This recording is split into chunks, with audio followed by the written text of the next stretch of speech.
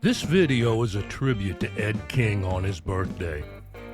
Ed, who left his mark as a guitarist in rock and roll history, not in just one band. Ed King did it in two, the Strawberry Alarm Clock and Lynyrd Skynyrd.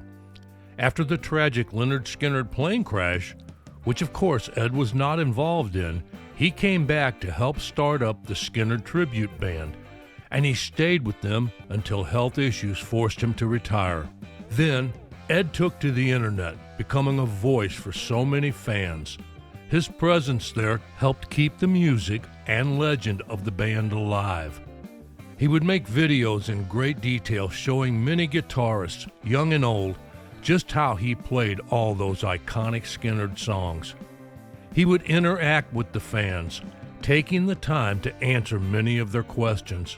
And of course, I was one of those fans Ed took the time to talk to. It was a sad day in 2018 when Ed passed away. He was gone, but never forgotten, especially in my mind. So when I started this channel, Ed was one of the first guitarists I put out a video on some years back. In this birthday tribute here today, I'm going to add parts of that video, as I'm sure there are many of you who hasn't watched it yet. It covers many aspects of his life that I'm sure you'll all enjoy. Make sure to leave a comment wishing Ed a very happy birthday up there in rock and roll heaven. He deserves it. Now, on with the video.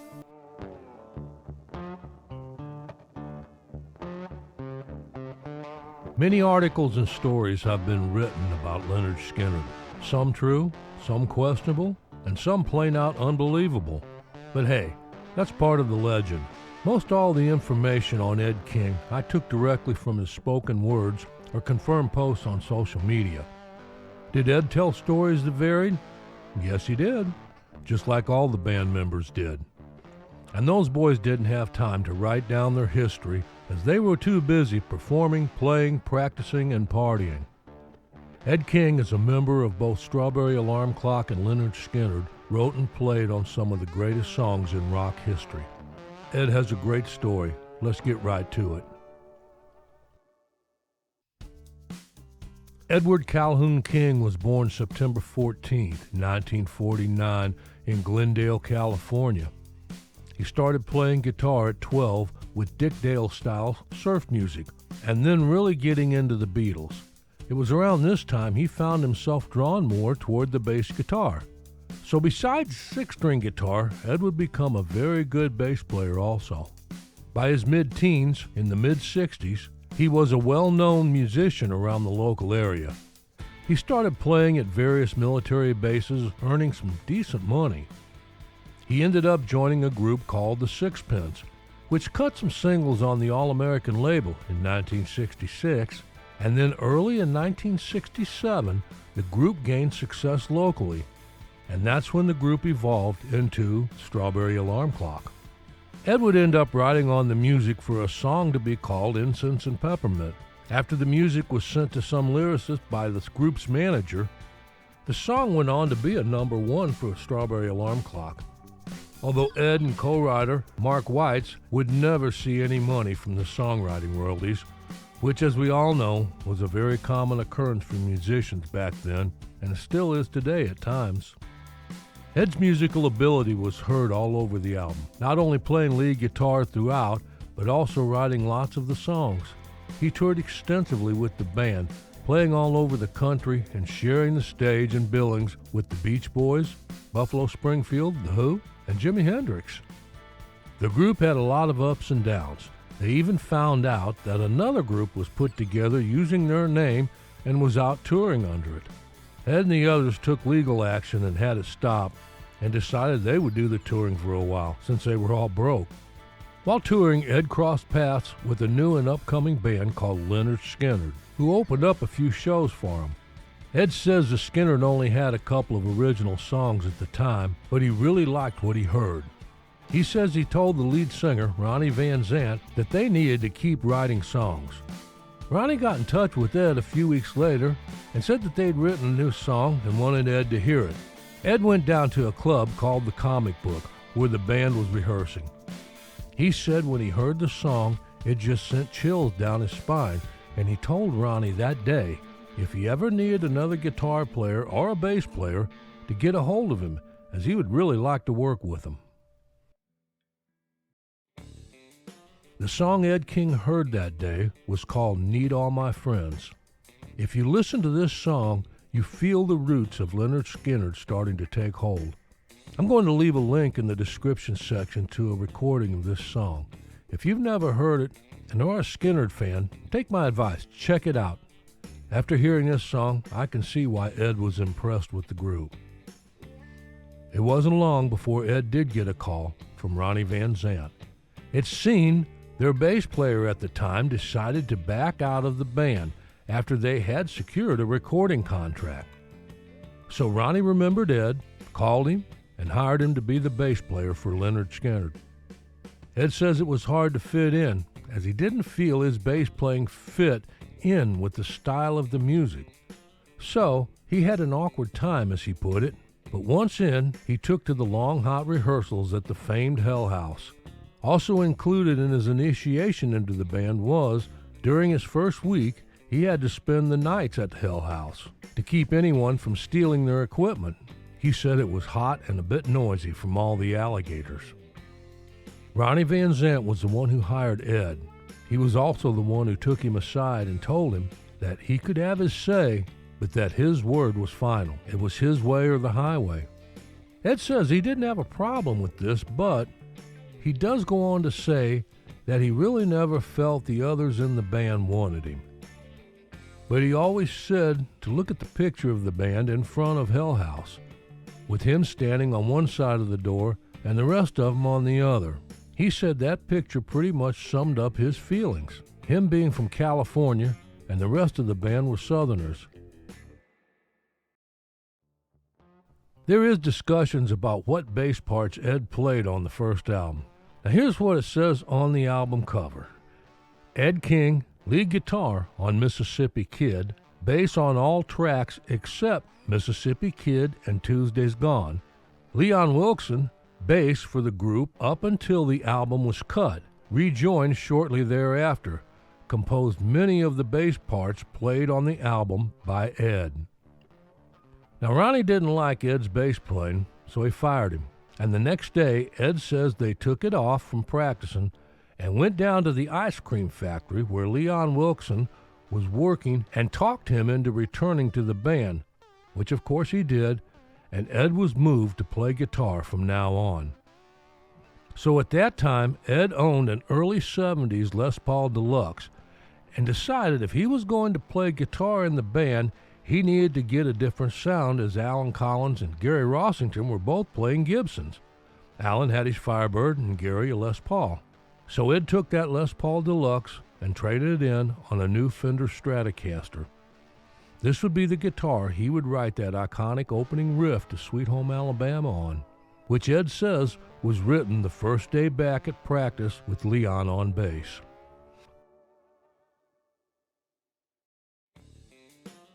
The story of how the song was written has been told numerous times by Ed and Gary, so I won't go deep into that, but what I do want to say is how this song, and most all the others, were written by great musicians working together.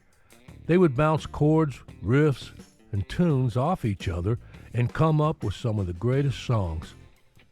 Ed refers to their songwriting as someone would come up with a riff and the others would be like vines curling around a branch. Ed also said of the band, they worked harder than anyone. They would get to the Hell House early in the morning and work all day into the night and in the Florida heat and come out exhausted with another great song. Ed would go on to write more great songs with Lynyrd Skynyrd, working for MCA, Saturday Night Special, Whiskey Rock-a-Roller, just to name a few. I always thought one of his best solos was on a song off the Nothing Fancy album titled Am I Losing? Although in the studio version the solo was kind of buried in the mix to my ears, but it stands out in a live version I heard much better. Ed said he was trying to emulate Toy Caldwell of the Marshall Tucker Band. Ed used that old 64 SG and got some good tone out of it for this song. Really made that middle solo move. Check the song out if you get a chance and see what I mean. Many wonder why Ed King would ever leave the group as he did in May of 1975. For myself, I have my opinion, and I'm sure many of you have yours. These are Ed's words here, and you can come to your own conclusion. You can leave your thoughts and opinions in the comments section. Here are some of the important facts that Ed has said. I thought the band and everything got real crazy, you know? I don't know, I just had this crazy idea that this was not going to end well. I saw a lot of really evil stuff.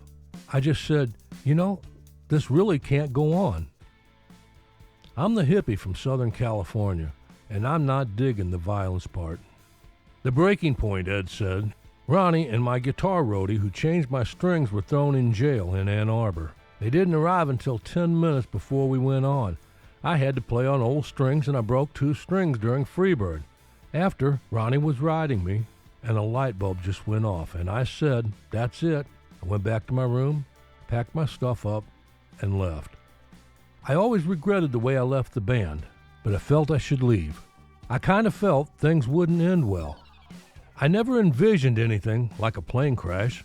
I just figured someone might die. I could see that happening. Steve Gaines, who would end up taking Ed's place in the band about a year later, would end up dying in the plane crash and was born on the same day and year as Ed, September 14, 1949. Ed said later on, so that was not lost on me, believe me. Ed King would attend the funeral of Ronnie Van Zant, who also died in the plane crash. I think they had a special bond, even though after Ed left the band, they never spoke again. Ed would reunite with the other remaining members in 1987, 10 years after the crash, and would play with them almost 10 years before stepping down because of congestive heart failure, which would later force him to have a successful heart transplant. Ed would be elected to the Rock and Roll Hall of Fame in 2006 with all the other members of Lynyrd Skynyrd. And this is where I heard him say, I am really the luckiest guitar player in the world. I am really the luckiest guitar player in the world. I was really privileged to play with Ronnie Van Zant. My name's Ed King, by the way. I wrote the one great lick, and it was God's gift to me.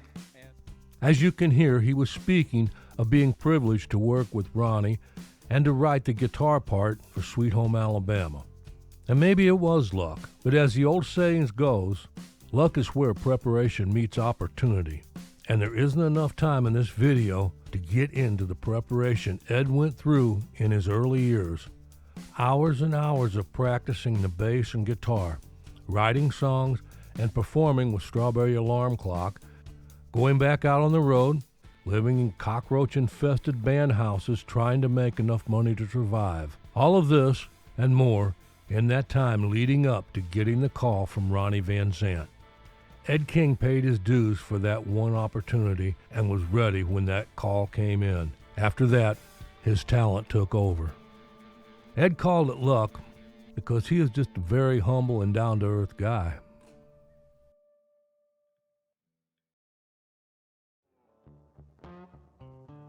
I know for a fact there are a lot of guitar players out there today who play Sweet Home Alabama and other Skynyrd favorites the right way because of Ed King. He was very active in social media, especially after the transplant, and he would post and talk for hours about guitars and anything else he wanted to.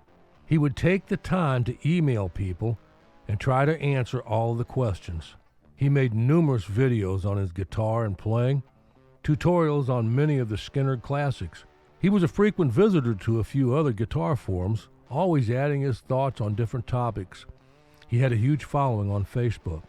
He had an awesome guitar collection at his house and would take time to show off many of his guitars and talk about them, explaining in detail. He really took the time out for social media. Nobody ran his page for him. He did it himself.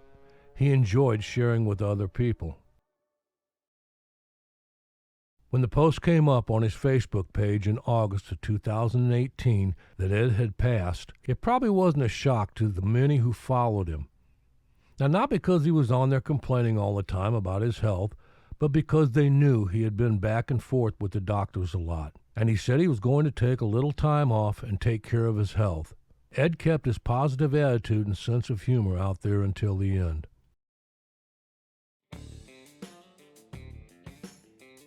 His guitar collection and some other musical items, as he requested, was taken and sold through Carter Vintage Guitars in Nashville. Ed had set this up before he passed so his family wouldn't have to deal with it. The guitars have been sold now from what I've read. His 59 Les Paul, called Red Eye, was sold to Jason Isbell. Price I saw was $650,000 plus a trade-in. The Stratocaster he wrote Sweet Home Alabama on was said to have sold for $450,000. I'll put up a link here and in the description of a YouTube video of Carter Guitars showing off a few of his guitars for anyone who's interested in seeing them. Ed King was a fantastic guitar player. He was also a very smart musician. After Leon took over the bass duties, Ed fit himself in between Alan Collins and Gary Rossington and made it run like a well-oiled machine on stage. He knew exactly when and what to play to bring it all together. Ed King was a hell of a guy, not just to his family and friends, but to most everyone he met, even on Facebook and forums. I'm betting there's a lot of guitar players out there today whose playing and equipment improved because of Ed taking the time to talk with them and answer their questions. Hope you enjoy this video on Ed King. If you did, I have more videos like this one on the other Skynyrd players I'll put up right here. If you have anything to add about Ed, feel free to do so in the comments section. As always, thanks so much for watching and supporting my channel. Give this video a like and a share, and subscribe on your way out. Or hang out and watch a few more videos. Thanks again for watching.